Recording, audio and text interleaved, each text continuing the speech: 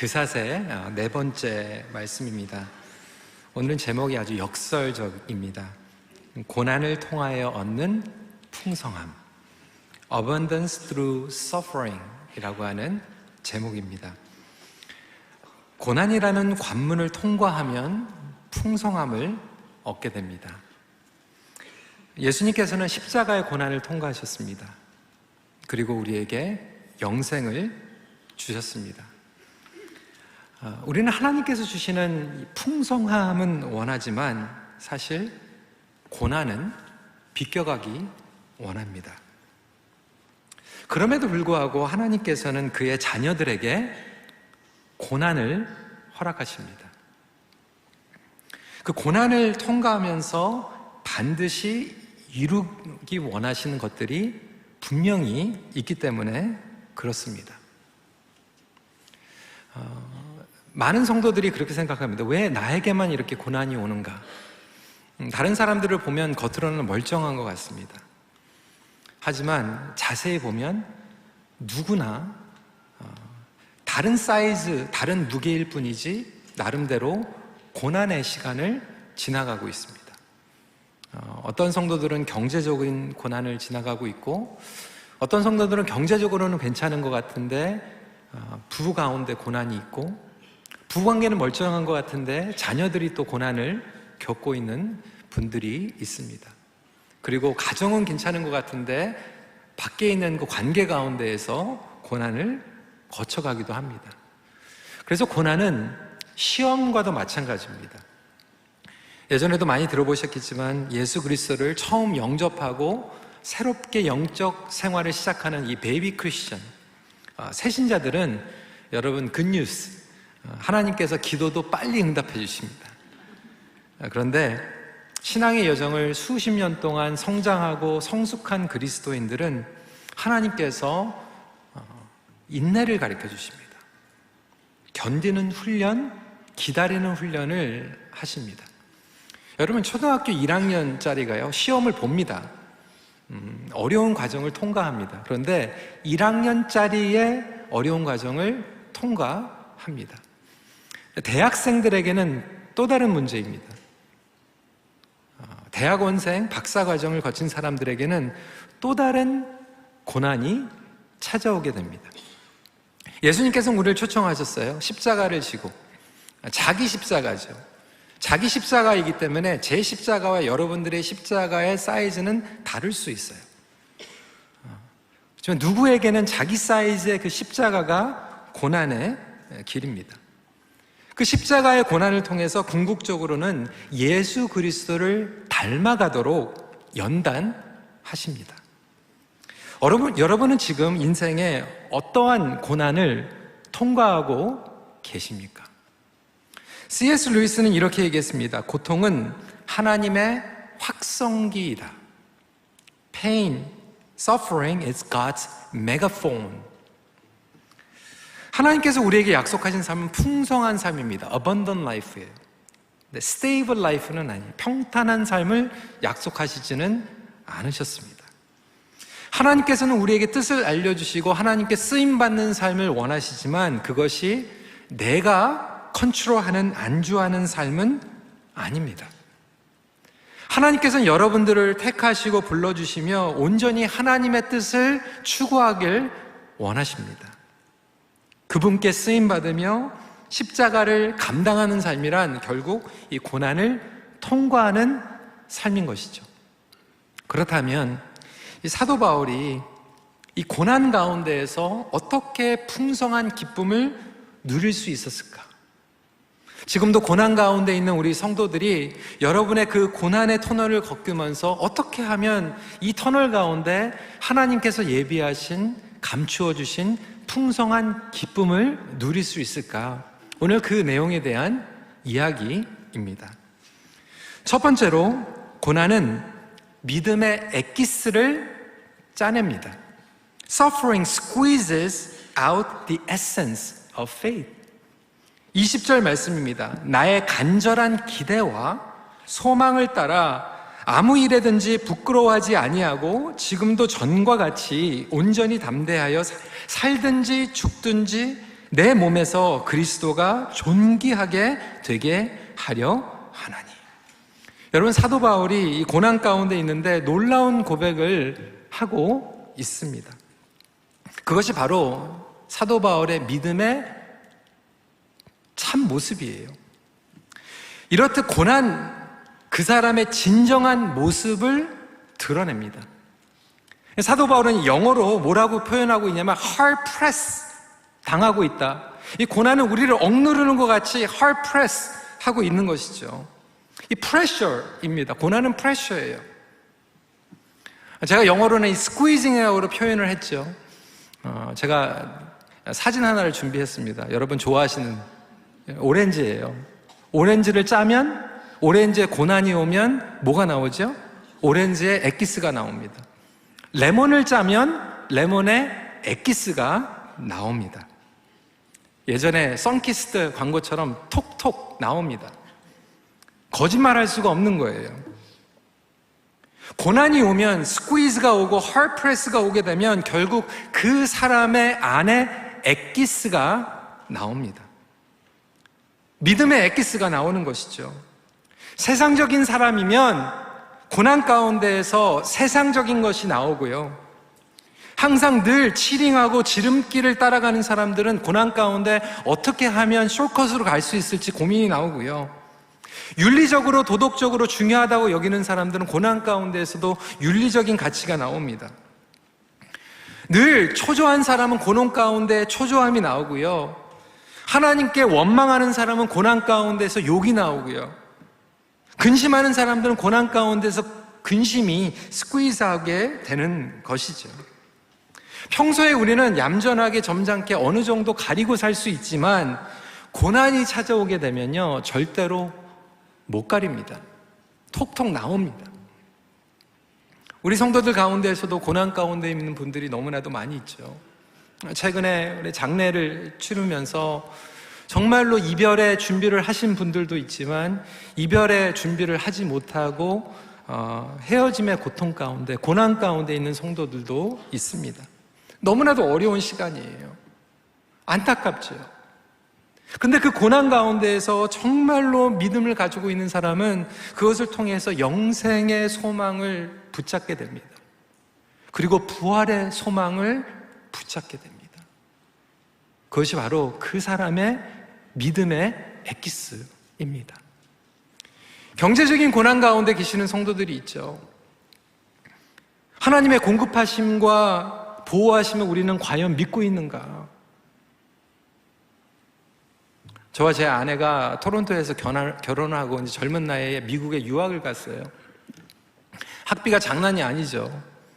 근데 처음에 갔는데 30년 전이니까 그때는 캐나다에 전 크레딧 카드도 있고 뭐 라이너드 크레딧도 다 있었는데 미국 가니까 캐나다의 크레딧을 인정을 안 해주더라고요. 그래서 여러분 예전에 여기 타겟 있었죠.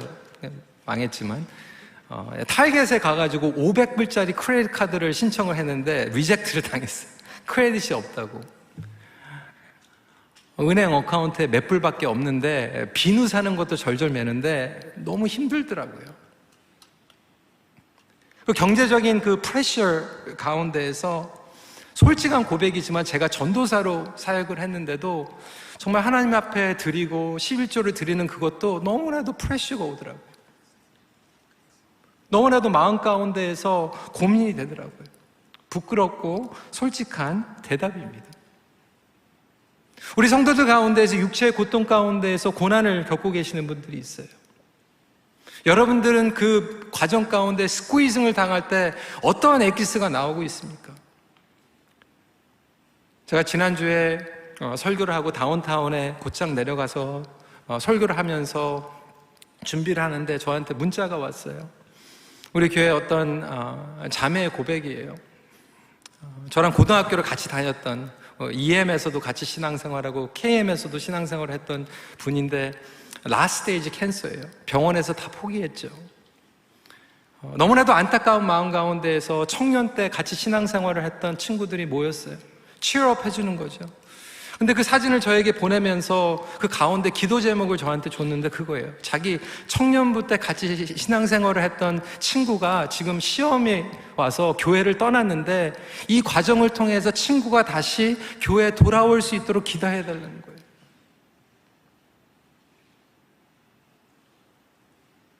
여러분들은 지금 고난 가운데에서 어떠한 믿음의 엑기스가 나오고 있습니까? 하나님께서 살펴보시는 것은 믿음이죠. 마음이죠. 영적인 가치관이죠. 성품이죠. 사도 바울은 20절 가운데에서 이야기하고 있는 거예요. My eager expectation and hope. 그러니까 이 기대와 소망을 우리는 가지고 살아갑니다. 이 고난 가운데에서 내가 평소에 어떤 마음 가운데 기대를 가지고 있었고 소망을 가지고 있었는지가 드러나는 거예요. 여러분 평소에 무슨 것을 기대하고 살았습니까?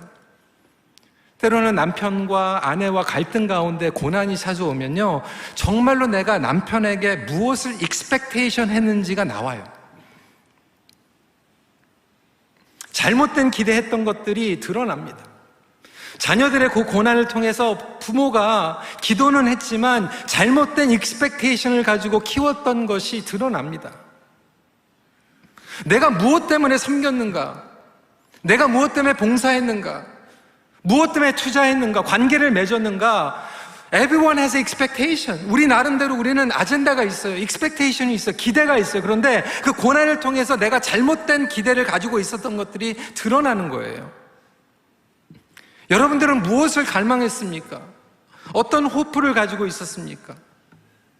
평생 갈망하는 것이 무엇이었습니까? 하나님을 기대하며 소망한다라고 하는 것은 무엇을 의미하고 있습니까? 정말로 하나님과 친밀해지길 원하셨습니까? 주님의 뜻 가운데에서 쓰임받길 원하셨습니까? 하나님의 나라가 이 땅에 우리의 삶 가운데에서 이루어지기 원하는 그러한 기대와 마음이 있었는가? 이 고난을 통해서 나의 모습이 나오는 거예요. 그 스퀴즈 아웃 될 때 그 엑기스를 통해서 주님보다는 내가 너무나도 많이 있었구나 라고 하는 것을 깨닫는 순간 우리는 다시 그때 주님 앞에 돌아갈 수 있는 놀라운 축복이 되시길 주님의 이름으로 축원합니다. 하나님을 사랑하는 사람은요, 스퀴즈하면 사랑이 나오고요, 인내와 성품을 가진 사람은 스퀴즈하면 인내와 성품이 나오고요, 말씀드린 것 같이 내가 철저하게 있는 사람은 스퀴즈하면 내가 나오는 거예요. 여러분들은 지금 여러분들의 나름대로 겪고 있는 고난 가운데 어떠한 엑기스를 뿜어내고 있습니까? 그 질문을 진지하게 할 수 있는 오늘 이 시간이 되기를 바랍니다. 두 번째 포인트입니다. 고난의 이유를 깨달으면 삶의 이유를 알게 됩니다. Understanding the reason for suffering leads to the reason for living. 여러분, 우리는 주님을 사랑한다고 얘기합니다. 근데 주님을 사랑하면요, 주님을 위해서 고생할 수 있는 거죠. 주님은 사랑하지만 주님을 위해서 고생하고 싶지 않다라면 그 사랑은 사실 굉장히 얄팍한 싸구려 사랑입니다. 한번 적용해 볼까요? 여러분, 남편 사랑합니까? 아내 사랑합니까? 그러면 아내를 위해서 고생할 수 있어야 돼요.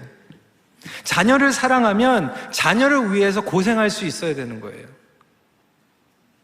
고생하고 싶지 않으면 그거는 얄팍하고 싸구려 사랑이죠.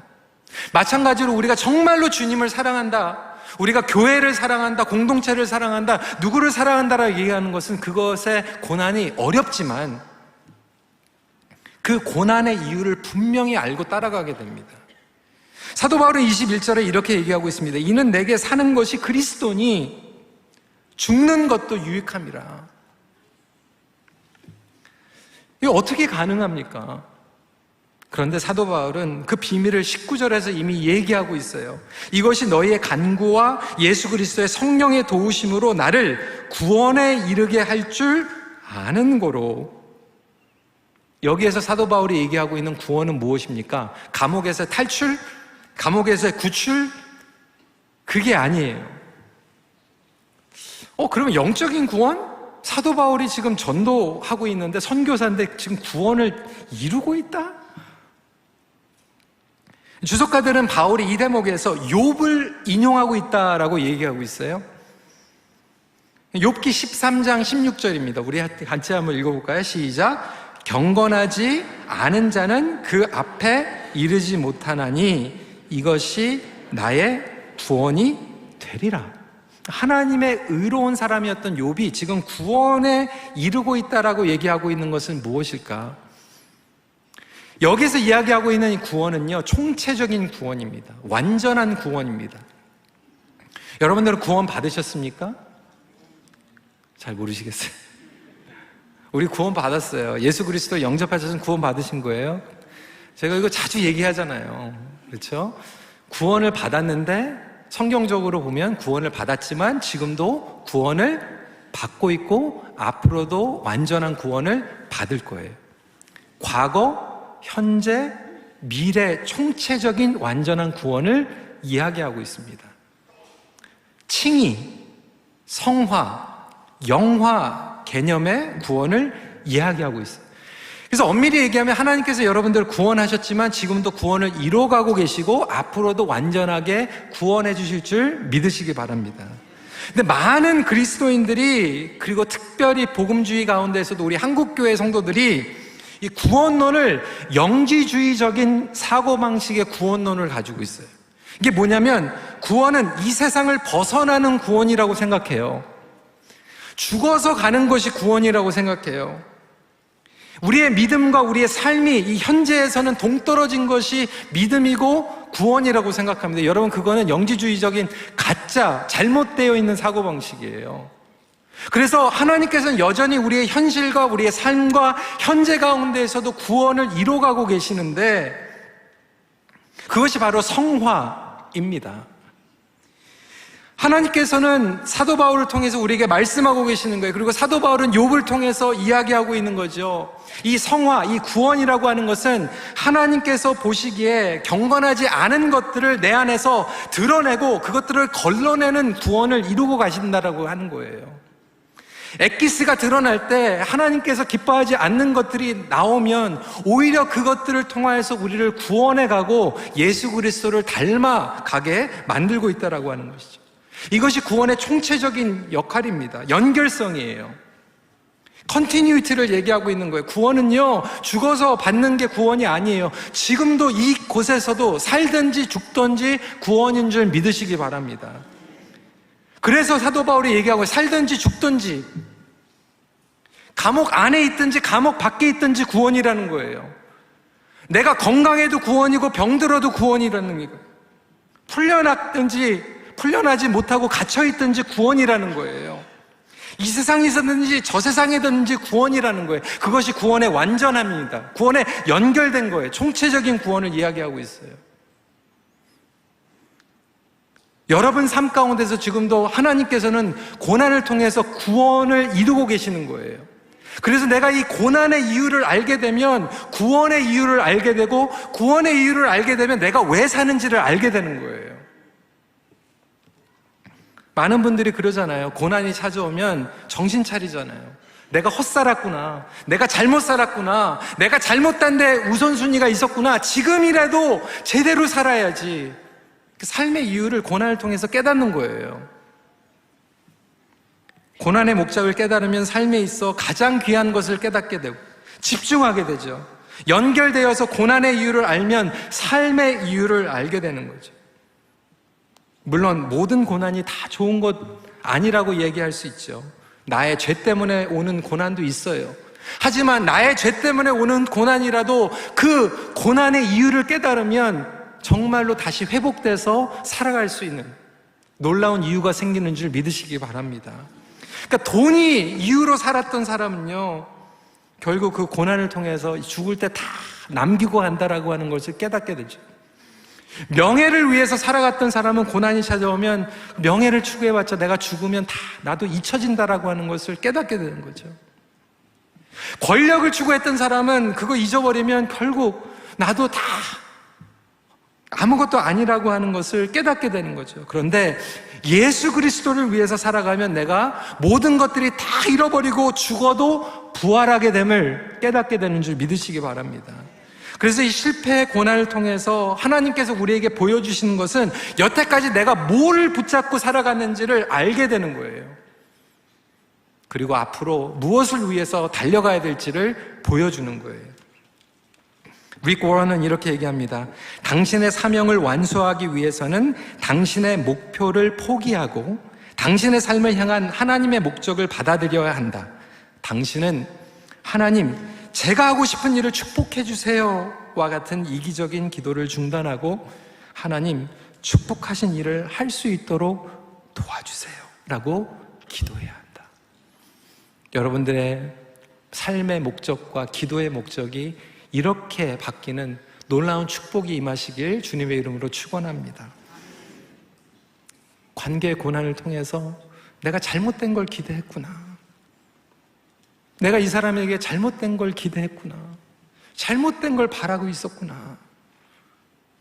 그 갈등의 고난을 통해서 무엇이 더 중요한지를 깨닫게 되는 거죠.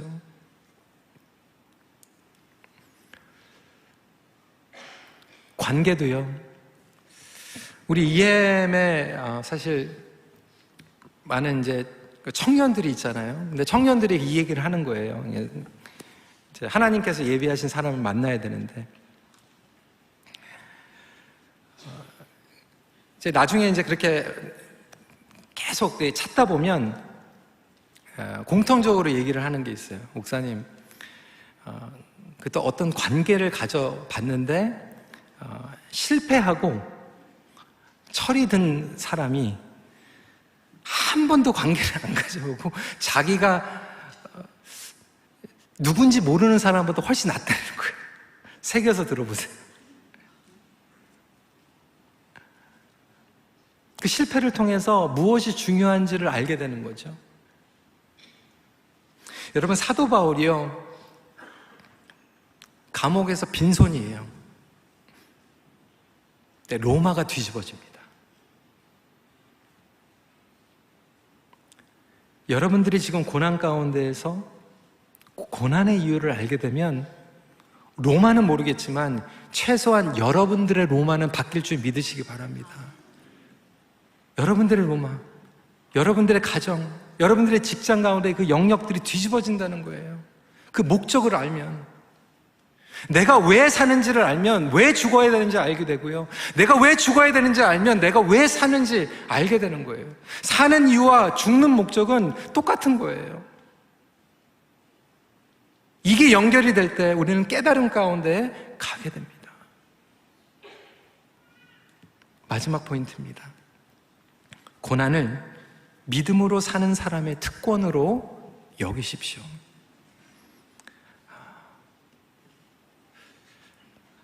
어떻게 고난이 특권입니까?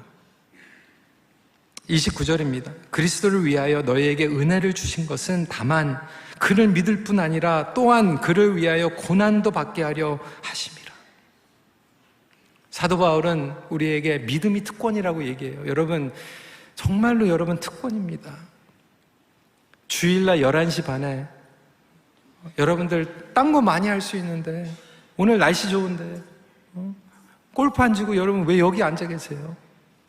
우리 청년들 늦잠 안 자고 왜 여기 있어요? 억울합니까? 아니잖아요. 우리에겐 특권이에요. 하나님을 예배할 수 있는 믿음을 주신 것이 특권이에요. 하나님께서 여러분들에게 은혜를 보여주셨기 때문에 그 믿음과 은혜는요, 특권이에요. 그런데 사도 바울이 동일한 개념에서 그렇다면 이 고난도 특권이라는 거예요. 하나님, 어떻게 나 같은 자에게, 나에게 이런 걸 믿어주시고, 말씀을 드렸지만 자기의 십자가 사이즈가 다르고 무게가 다르잖아요. 초등학교 학생에게는 초등학교 무게가 있고 대학원생에게는 대학원생의 무게가 있겠죠. 청년일 때 청년의 무게가 있고 부모님들, 우리 어르신들의 무게는 달라요. 그런데 그게 특권이라는 거예요.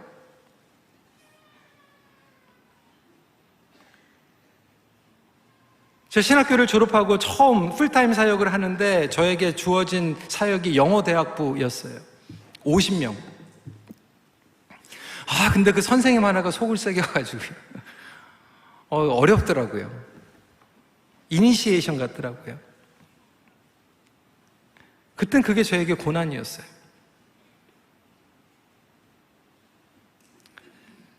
여러분, 제가 지금 큰빛교회 담임하면서 지금 어떨 것 같아요? 금요일날 저녁에 어제 하루 종일 우리 정책당회 했거든요. 근데 안 끝났어요. 다음 달에 또 해야 돼요. 11월 달 우리 영어 정책당회 해야 돼요. 근데 그 끝나고 어제 집에 돌아가는데요, 저에게 감사함이 나오더라고요. 해결해야 될 것도 많고 고민해야 될 것도 많은데 감사하더라고요. 하나님, 저에게 이런 기회를 주셔서 너무 감사합니다.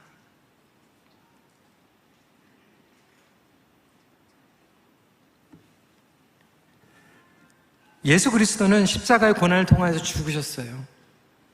그리고 부활하셨습니다. 이것이 복음입니다. 한번 그 도표를 볼까요? 여러분, 이게 복음이에요. 고난, 그리고 그 고난을 통해서 죽음, 그리고 그 죽음을 통해서 예수 그리스도 안에서 부활의 생명이 있을 줄 믿으시기 바랍니다. 그러면 이것이 영적으로도요, 매일매일 우리의 고난을 통해서 이 죽음이라고 하는 그리스도 안에서 내가 죽는 거예요. 날마다 내가 죽는 거예요. 그리고 내가 날마다 그리스도 안에서 죽음으로 말미암아 누가 살죠? 그리스도가 살아나는 거예요. 그리스도가 드러나는 거예요. 아니, 안 믿는 사람들도 그 얘기하잖아요. 아프니까 청춘이다.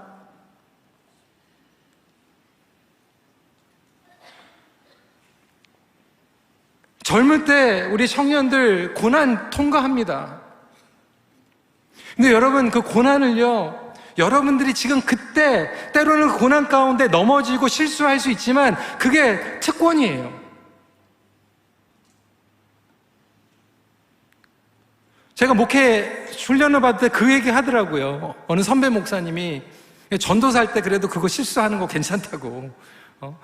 목사 안수 받아가지고 그렇게 실수하면은 다르게 생각한다고. 부목사 할 때 또 실수하면 또 달라요. 그 전도사 때 실수한 게, 그걸 지나가는 게 저에게는 그게 너무나도 힘든 거였는데 그게 그때는 특권이었더라고요. 그렇다고 사고 치려는 게 얘기하는 게 아니에요. 고통을 느낀다라고 하는 것은 무슨 얘기냐면 내가 살아있다는 얘기예요. 고통을 못 느끼면 무감각하고 죽어있다는 얘기예요.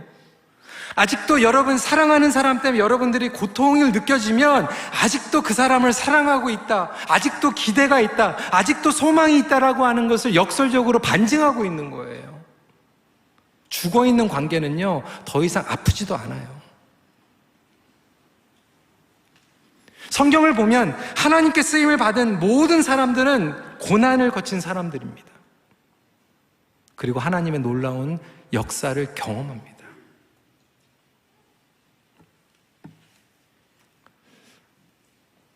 저는 인터뷰할 때 이 질문을 자주 해요. 당신은 예전에 실패한 적이 있습니까? 그리고 그 실패를 어떻게 회복했습니까? 누가 와가지고 저는 한 번도 실패하지 않았는데 그러면 오히려 저는 좀 더 무서워요.